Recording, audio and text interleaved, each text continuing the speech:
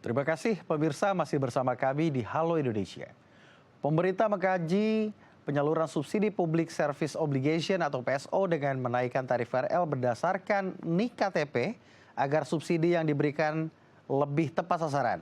Hal itu membuat pengguna layanan transportasi masa KRL komuter lain Jabodetabek cemas akibat wacana pemberian subsidi tarif berdasarkan nomor induk kependudukan atau NIK pada tahun 2025.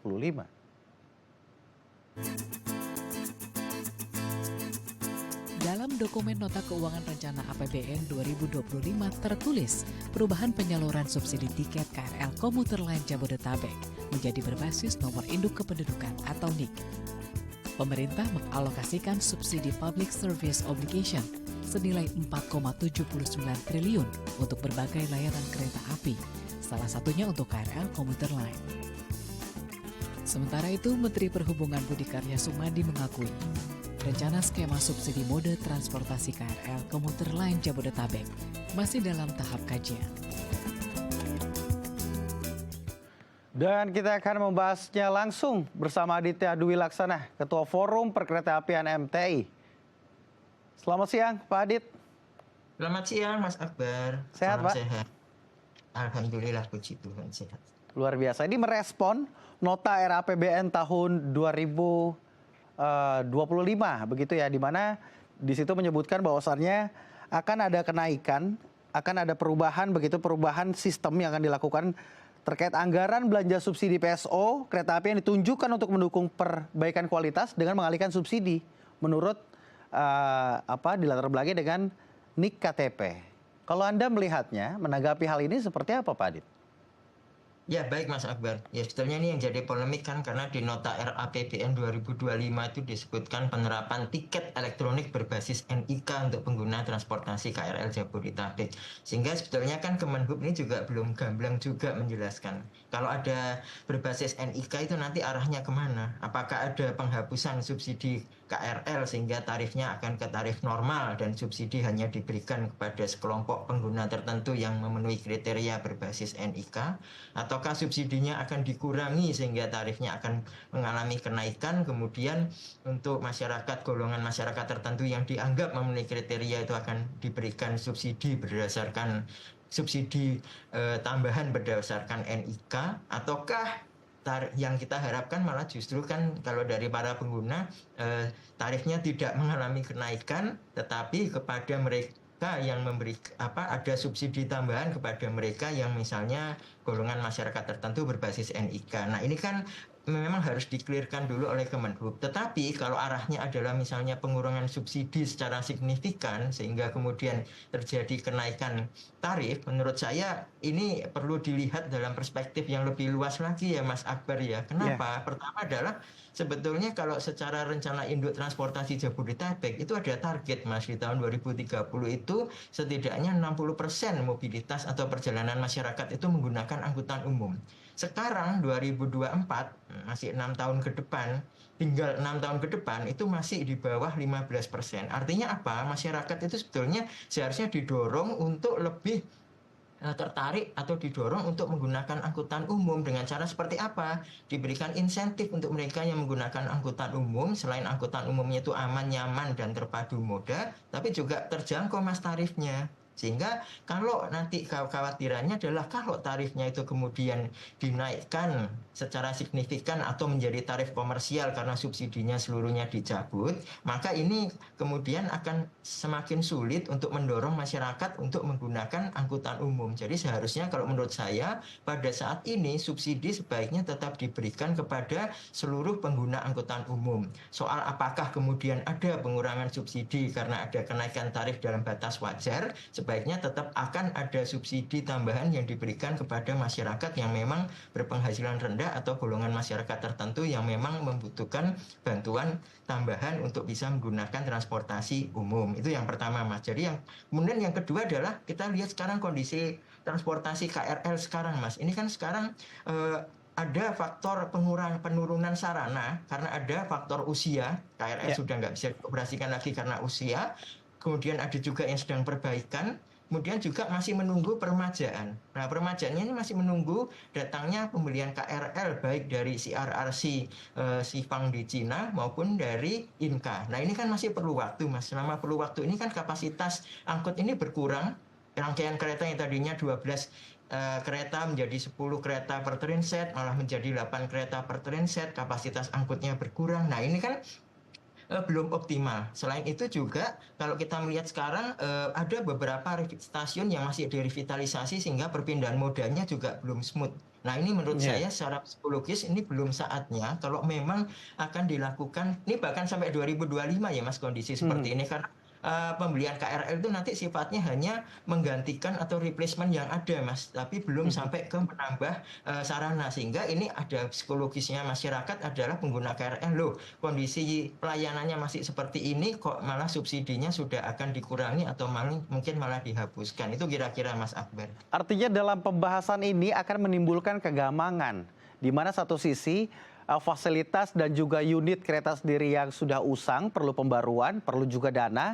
Di sisi lain, jika ini tarifnya dinaikkan, apalagi untuk golongan menengah ke bawah, ini akan membuat mereka menolak menggunakan transportasi publik begitu. Dan pertanyaan saya, jika ada argumentasi menarik, satu argumentasi bahwasannya tarif kan terakhir dinaikkan tahun 2016. Tanggapan Anda? Ya, saya setuju Mas. Kalau kita melihat argumentasinya, tarif terakhir naik 2016. Kemudian kan upah minimum regional masyarakat kan cenderung naik Mas dari tahun ke tahun. Inflasi juga kemudian juga ada kenaikan inflasi, jadi seharusnya tarif naik. Kemudian yang ketiga adalah adanya moda transportasi berbasis rel yang baru kayak MRT dan LRT Jabodebek, LRT Jakarta, Mas Akbar, yang tarifnya sebetulnya relatif lebih tinggi ya, agak jauh lebih tinggi dibandingkan KRL gitu ya Mas ya. Kalau dari argumentasi itu sebetulnya terlihat wajar kalau ada kenaikan. Tapi seperti saya sampaikan tadi, mari kita melihat satu timing, kedua juga psikologis masyarakat, ketiga juga kondisi layanan yang existing yang ada Mas Akbar gitu loh. Kita lihat hal-hal seperti itu, kondisi layanan saat ini seperti apa? Oh, kapasitas angkutnya turun. Oh, stasiun masih banyak yang revitalisasi, proses perpindahan modanya masih sulit. Oh, menunggu kereta masih cukup lama headway-nya. Oh, waktu perjalanannya masih banyak mengalami hambatan. Itu kan sebetulnya yang mempengaruhi psikologis masyarakat kalau tarifnya dinaikkan dengan timing saat ini. Itu sebetulnya sih Mas, kalau kita memang mau mengkaitkan dengan potensi terjadinya kenaikan tarif KRL. Tapi ada satu hal yang menurut saya juga penting ya Mas Akbar. Kalau berdasarkan subsidi berdasarkan NIK itu kan harus clear banget mengenai basis datanya itu kriterianya apa yang bisa menerima subsidi, kriterianya apa, proses persiapannya juga harus matang. Pakai data apa Mas? Kemarin data bansos aja banyak yang belum tepat sasaran. Tanya Dukcapil ke Mendagri ini kan harus lintas sektoral, kriterianya harus jelas, datanya harus akurat Mas, verifikasinya juga harus komprehensif, jadi ya nggak bisa cepet ya kalau menurut saya. Artinya Anda mengatakan momennya belum tepat, fasilitasnya belum nyaman, masyarakat belum secara 100% ingin menggunakan aktivitasnya melakukan transportasi umum, melihat dari presentasi yang juga Anda tadi sebutkan. Nah, ini momennya kapan yang tepat, yang sesuai sehingga masyarakat juga tidak gampang untuk meninggalkan transportasi umum? Ya, pertama adalah mari kita coba meningkatkan dulu dari yang ada ya Mas ya. Artinya kapasitas itu tidak hanya kapasitas angkut itu tidak hanya dikembalikan normal seperti sebelum adanya penurunan kapasitas, tapi seharusnya kapasitasnya sudah bertambah. Perpindahan moda di stasiun-stasiun besar seperti Manggarai, Tanah Abang juga diharapkan sudah bisa smooth sehingga masyarakat berpindah modanya juga lebih enak. Kemudian basis-basis dan kriteria verifikasi, kriteria dan data basis datanya untuk NIK yang bisa memenuhi kriteria itu juga sudah harus disiapkan dengan matang lintas sektoral. Tapi dalam pandangan saya Mas, sebetulnya kan ada hal-hal lain yang menurut saya tidak harus kita berfokus kepada penurunan subsidinya KRL. Bisa juga kan ini bisa jadi misalnya kita masyarakat itu memberikan subsidi yang sangat besar untuk kendaraan listrik, tidak hanya kendaraan listrik umum tapi juga kendaraan listrik pribadi Mas, roda 2 maupun roda 4. Itu kan bisa dilakukan realokasi, dikurangi untuk kemudian tetap memberikan subsidi untuk pengguna angkutan umum massal. Itu menurut saya jauh lebih bijak ketimbang memberikan subsidi besar hanya untuk pengguna kendaraan listrik private atau pribadi. Kalau bis listrik sih oke. Bisa juga misalnya selama ini subsidi BBM ini kan sangat besar Mas, dan semua menikmatinya dari berbagai golongan masyarakat.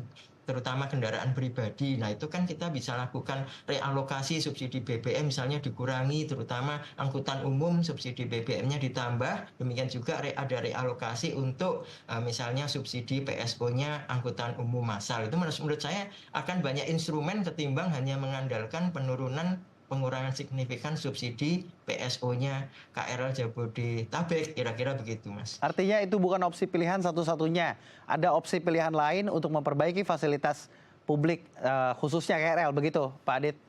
Ya kira-kira begitu, Mas. Baik, Karena ini saya kan akan semakin maksudnya penasaran terkait skema-skemanya lebih detail begitu yang tadi Anda sebutkan jika ini berlatar belakang dengan NIK, bagaimana lalu pengkategorisasiannya. Tapi jangan dijawab terlebih dahulu Pak Adit. Kita akan break terlebih dahulu, pemirsa juga jangan kemana-mana. Tetap di Halo Indonesia.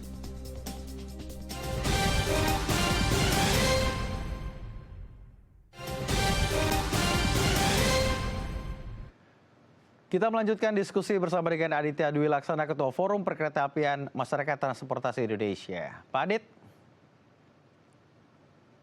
ya, Mas, siap. Baik. Pak Adit, tadi Anda menyebutkan momennya kurang tepat, fasilitasnya belum nyaman, tunggu fasilitas nyaman mungkin masyarakat mau. Tapi di samping itu, apakah daya beli masyarakat jika subsidi dikurangi ini juga bisa mengikuti begitu? Artinya ketersediaan atau kesiapan masyarakat terkait kenaikan harga tarif KRL ini sesuai? Jadi sebetulnya kan kenaikan tarif KRL ini kan sebenarnya kadangkala kalau melihat nominalnya itu kan yang kemarin diusulkan oleh pemerintah atau yang menjadi wacana kenaikan tarif itu kan sebetulnya ya tidak besar-besar banget ya, Mas, ya. Karena kan kemarin sebetulnya yang diusulkan adalah kenaikan tarif dari Rp3.000 per 10 km pertama menjadi Rp5.000 per 10 km, 25 km pertama. Itu artinya kan bahwa sebetulnya enggak hanya naik 2.000, hanya naik 2.000 setelah tidak naik selama 8 tahun itu kan sebetulnya tidak terlalu tinggi. Karena kadang-kadang kalau kita melihat perspektifnya ada kekurang adilan juga, Mas. Karena misalnya KRL Jogja Solo, Mas, itu dengan masyarakat dengan upah minimum yang lebih rendah ya, Mas, di Jogja, Bang, di Jabodetabek.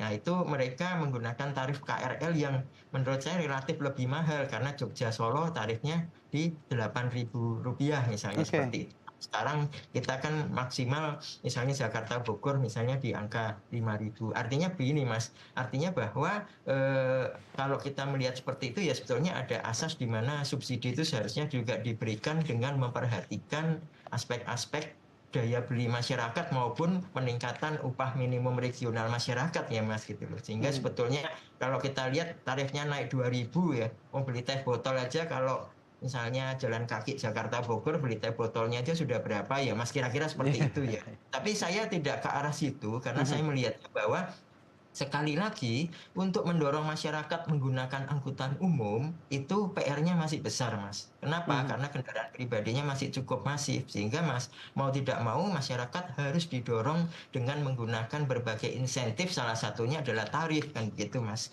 Sehingga mau tidak mau subsidi tetap pemerintah harus memberikan subsidi untuk seluruh pengguna angkutan umum. Besarannya apakah besarannya perlu dikurangi sehingga ada kenaikan tarif itu menurut saya sesuatu yang sepanjang dalam batas wajar, tetapi sekali lagi saya perlu mengingatkan agar sesuai dengan timing dan kondisi pelayanan pada saat ini karena itu akan mempengaruhi kondisi psikologis masyarakat. Nunggu keretanya lama kok tarifnya malah dinaikkan, makin desek-desekan kok tarifnya makin dinaikkan kan gitu, Mas, kira. Malah beralih ke transportasi pribadi, menyebabkan kemacetan lagi. Ada faktor lingkungan juga di sana begitu. Bagaimana kita bisa mencapai zero emission nantinya begitu, Pak Adit? Ya betul, ini kan isunya ke arah keramahan lingkungan, isunya juga ke arah efisiensi konsumsi energi berbahan bakar fosil kan gitu ya, Mas. Itu kan nanti juga masalah ke kesehatan psikologis masyarakat kalau macet-macetan kan jadi stres, pembuangan waktu juga di jalan itu nanti menurut saya mari kita melihat ke arah kemanfaatan atau yang benefit yang lebih tinggi lah ketimbang hanya sekedar mau menghemat APBN. Karena kan sebetulnya juga seperti saya sebutkan banyak instrumen lain yang bisa dilakukan untuk direalokasikan ke subsidi untuk para pengguna angkutan umum. Opsinya adalah merelokasi dana-dana tersebut. Tapi di sisi lain, Pak Adit, ini jika melihat kan ini tujuannya adalah mengalihkan subsidi ke tempat yang tepat begitu. Jika melihat hitung-hitungannya, ini kan subsidi pemerintah di total itu sampai dengan Rp22.000. Nanti kalau penerapannya itu sesuai dengan kilometer begitu, apakah nantinya harganya tidak sangat tinggi begitu sehingga ini akan menjadi permasalahan sosial yang akan timbul di mana-mana? Nah itu sekali lagi Mas, kalau seperti itu kembali lagi kalau kita melihat bahwa pemerintah ini arahnya mau kemana? Kalau pemerintah itu arahnya mau ke supaya penggunaan angkutan umum itu kemudian semakin diminati supaya menekan kemacetan, kepadatan jalan dan kerusakan jalan, maka salah satu instrumen yang harus digunakan adalah memberikan insentif kepada seluruh lapisan masyarakat untuk menggunakan angkutan umum. Ini faktornya terutama faktornya tarif. Memang tidak hanya tarif, angkutan umumnya harus aman, nyaman, dan terpadu moda gitu Mas Akbar. Nah, kembali lagi ke situ bahwa ini kan menjadi sensitifnya adalah walaupun besaran kenaikan tarif yang diusulkan mungkin tidak terlalu tinggi, tetapi jika dilakukan pada masa-masa di mana kondisi pelayanannya juga masih belum pulih dengan 100% seperti misalnya katakanlah sebelum masa pandemi atau sebelum masa penurunan banyak pengurangan sarana, saya pikir itu sih mungkin masih bisa diterima dengan mudah oleh masyarakat. Tetapi kalau dalam kondisi katakanlah 1 sampai 1,5 tahun bahkan mungkin selama tahun 2025, saya pikir ya itu kemudian masih memberikan memberikan kepada masyarakat itu suatu kok pelayanan masih menurun seperti ini, kok tarifnya sudah dinaikkan, kan kira-kira begitu. Kan sebetulnya secara instrumen mungkin banyak masalah, satunya misalnya kita anggap saja hanya hari Senin sampai Sabtu yang merupakan mobilitas dengan aktivitas produktif sehingga itu yang perlu disupport. Misalnya di hari Minggu dan hari libur masyarakat lebih sedikit yang menggunakan angkutan umum untuk aktivitas produktif sehingga misalnya subsidi hanya dikurangi di hari Minggu dan hari libur. Ini maksud saya menurut saya pemerintah juga seharusnya lebih kreatif juga Mas untuk melihat opsi-opsi selain meniadakan subsidi, kira-kira seperti itu ya Mas. Artinya terlalu terburu-buru jika menyediakan subsidi. Nah, pertanyaan saya, adakah faktor sosial secara horizontal yang akan timbul di masyarakat ketika subsidi ini berpatokan pada profil sesuai dengan NIK? Nah ini makanya harus disepakati dulu Mas, siapa sih yang sebetulnya, kalau memang asumsinya ini subsidi hanya diberikan pada golongan masyarakat tertentu ya berdasarkan NIK, kriteria masyarakat tertentunya siapa yang bisa menggunakan mendapatkan subsidi. Nah kalau saya tidak salah di Jaklingko itu sistem pertiketan Jaklingko yang diterapkan itu ada sistem yang namanya account based transaction atau EBT. Nah itu nanti arahnya adalah menggunakan tiketing Mas, account based ticketing, artinya tiket yang berbasiskan account. Nah itu juga menggunakan NIK juga. Nah itu di situ sebetulnya disepakati juga ada beberapa golongan masyarakat yang akan mendapatkan subsidi tambahan ketika mereka menggunakan angkutan umum yang dikelola oleh Pemprov DKI seperti Transjakarta, Mikrotransnya Jaklingko, kemudian MRT Jakarta, LRT Jakarta itu misalnya satu adalah para pelajar itu Mas. Nah, para pelajar itu dianggap bahwa mereka belum memiliki penghasilan, tapi mereka harus diberikan kemudahan menggunakan transportasi publik. Kemudian lansia itu asumsinya penghasilannya sudah tidak terlalu tinggi dibandingkan usia produknya Mas, sehingga mereka perlu dukungan untuk menggunakan transportasi publik. Mungkin disabilitas yang memang mereka tidak bisa bekerja secara produktif seperti yang normal sehingga mereka perlu diberikan insentif untuk menggunakan transportasi publik. Nah, maksud saya kriteria-kriteria itu harus dalam kriteria-kriteria yang wajar dan beralasan Mas, kenapa mereka harus diberikan subsidi tambahan untuk ataupun tetap diberikan subsidi kalau memang subsidinya dihapus atau dikurangi secara signifikan supaya itu tadi mengurangi konflik horizontal dan menimbulkan perasaan ketidakadilan kan gitu Mas, kira-kira seperti itu. Semua opsi masih dalam tahap pengkajian. Tentu kita semua berharap kebijakan yang lahir, kebijakan yang populis, yang menguntungkan kepada masyarakat dan menjunjung tinggi nilai-nilai keadilan. Terima kasih Pak Adit telah berbagi bersama kami di Halo Indonesia. Selamat beraktivitas. Terima kasih Mas Akbar. Pemirsa, usai jeda, saya akan mengajak Anda melihat kompetisi presenter DAI TV 2024. Jangan kemana-mana, tetap di Halo Indonesia.